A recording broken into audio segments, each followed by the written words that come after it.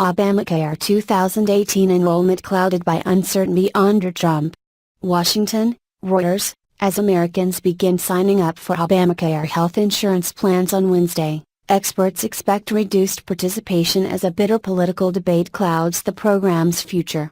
Republicans in Congress have repeatedly failed to repeal and replace former President Barack Obama's healthcare law, which they have said drives up costs for consumers and interferes with personal medical decisions.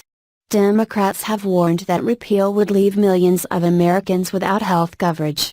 President Donald Trump promised to kill the law in his 2016 election campaign, and he has taken executive and administrative actions to undermine it. The market's going to be extremely confusing. There's going to be entire complexity of choice, said David Anderson, a health policy researcher at Duke University.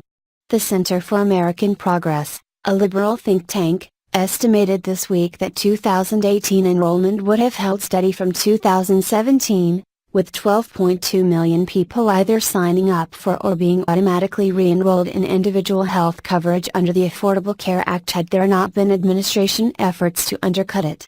The Trump administration has cut the 2018 enrollment period in half to 6 weeks from November 1 to December 15 for states using the federal HealthCare.gov website.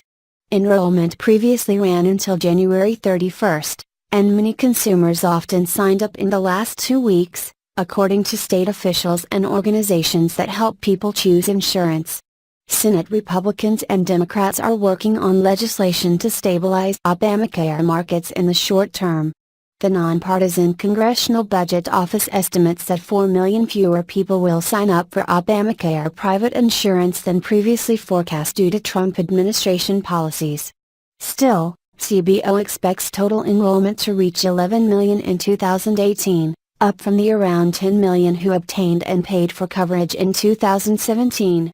The administration has cut off billions of dollars in subsidies that insurers used to discount out-of-pocket medical costs for low-income Americans, slashed Obamacare advertising and cut funding to groups that help people enroll in health insurance.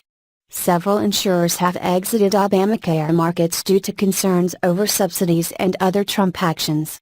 The Department of Health and Human Services said on Monday that premiums for the most popular Obamacare plans would rise 37% in 2018. Americans eligible for Obamacare tax credits to buy insurance may pay less for coverage, but costs would increase for middle-class consumers who do not get subsidies. It's been such a flood of information. A lot of the population thinks the Affordable Care Act has already been put under, said Daniel Polsky, a professor at the University of Pennsylvania and executive director of the Leonard Davis Institute of Health Economics. The strange premium increases are going to be very confusing for consumers.